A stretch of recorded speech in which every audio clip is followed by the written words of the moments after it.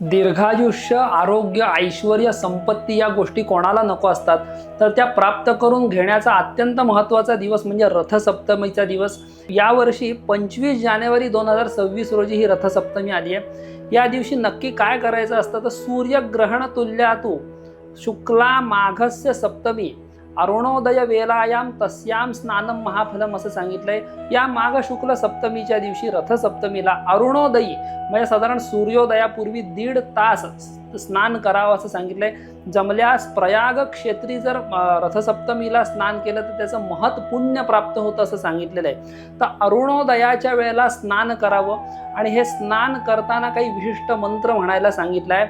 यद्यज्जन्म कृतं पापम मया सप्तसु जन्मसु तन्मे रोगंच शोकंच माकरी हंतु सप्तमी असा श्लोक म्हणून हे अरुणोदयाला तीर्थस्नान करावं. हा जो दिवस आहे तो जप, तप, दान, धर्म यामध्ये व्यतीत करावा, जेणेकरून दीर्घायुष्य, आरोग्य, संपत्ती या गोष्टी प्राप्त होतात.